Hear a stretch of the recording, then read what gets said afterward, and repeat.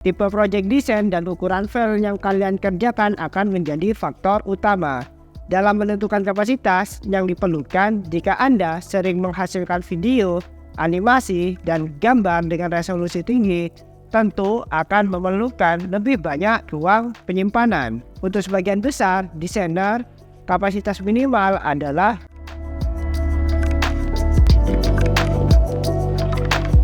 Halo, gue Catur, kembali lagi di konten ngobrol desain. Kali ini akan membahas berapa sih yang cukup kapasitas laptop atau PC untuk keperluan desain grafis. Dalam dunia desain grafis yang dinamis, memilih laptop dengan kapasitas penyimpanan yang sesuai adalah pertimbangan yang penting. Kapasitas yang cukup tidak hanya mempengaruhi kinerja perangkat, tetapi juga kemampuan desainer untuk menyimpan dan mengakses proyek-proyek mereka dan menghemat budget tentunya. Dalam konten ini, saya akan membahas beberapa kapasitas laptop yang cukup untuk desainer grafis dan faktor-faktor apa aja yang perlu kalian pertimbangkan saat memilih kapasitas hard disk atau kapasitas laptop yang kalian butuhkan. Tipe project desain dan ukuran file yang kalian kerjakan akan menjadi faktor utama dalam menentukan kapasitas yang diperlukan jika Anda sering menghasilkan video,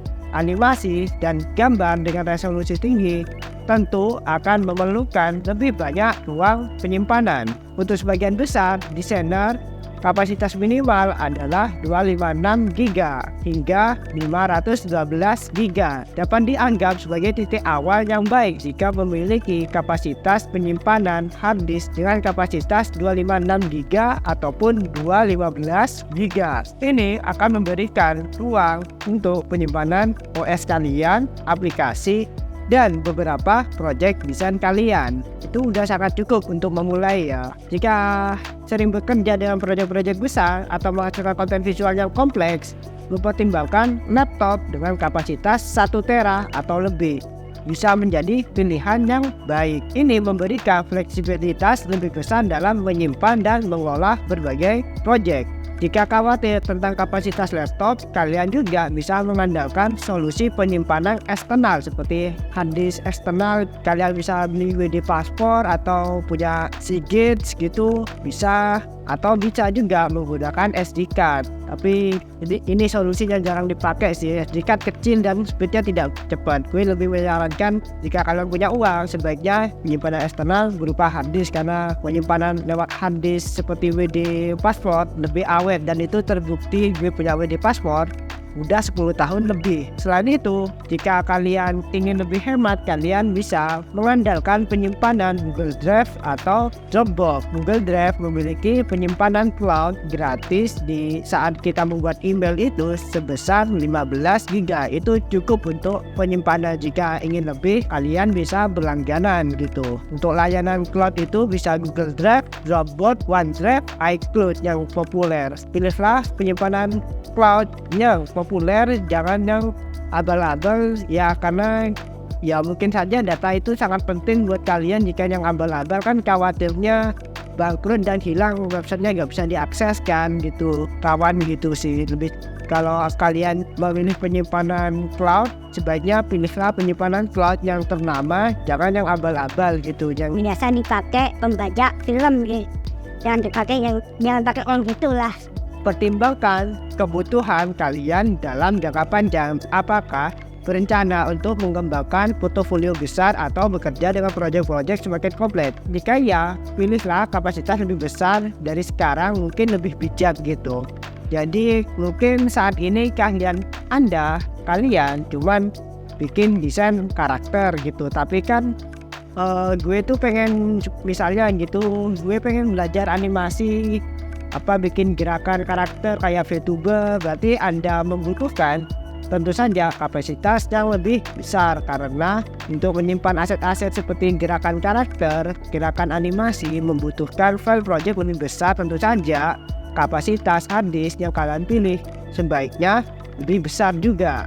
Sangat saya sarankan untuk menentukan penyimpanan hard disk laptop dengan bijak, karena jika hard disk biasanya terjadi di SSD, kalau hampir penuh, performanya akan sedikit berkurang gitu.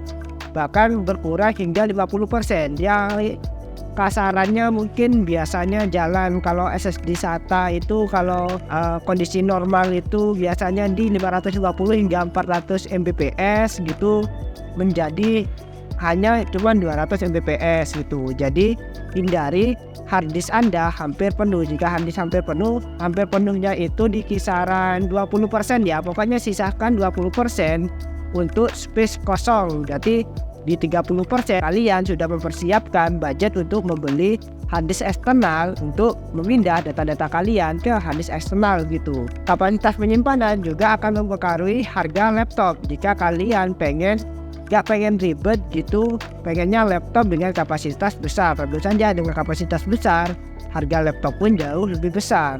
Jadi pertimbangkan budget yang rela kalian keluarkan untuk sebuah laptop atau PC. Kesimpulannya, laptop yang cukup untuk desain grafis sangat tergantung pada jenis project yang kalian kerjakan dan kebutuhan masa depan kalian. Meskipun kapasitas minimal untuk desain grafis ada 256 hingga 512, itu sudah cukup memadai secara umum untuk desain grafis, tapi ada kemungkinan juga kalau kalian punya project yang besar, project yang macam-macam, entah itu ada editing video atau animasi, tentu saja bisa jadi kapasitas yang normal 512 itu tidak cukup. Anda membutuhkan kapasitas yang lebih besar, misalnya 1 tera. Jika Anda tidak sudi membeli laptop yang kapasitas 1 tera yang tentu saja lebih mahal, ada solusi lain yaitu dengan penyimpanan eksternal seperti harddisk eksternal yang saat ini lagi murah. Harddisk eksternal itu cukup murah saat ini daripada dulu-dulu gitu. Jangan lupa mempertimbangkan untuk menyimpan file Anda di penyimpanan cloud. Mungkin menjadi salah satu solusi yang gratis jika memanfaatkan Google Drive sebesar 15 GB. Itu saja konten kali ini. Thanks sudah menonton sampai akhir. Jika suka konten seperti ini, jangan lupa like dan share ke teman-teman kalian. Jangan lupa subscribe channel ini. Thanks sudah nonton sampai akhir. See you di next video ya. Bye.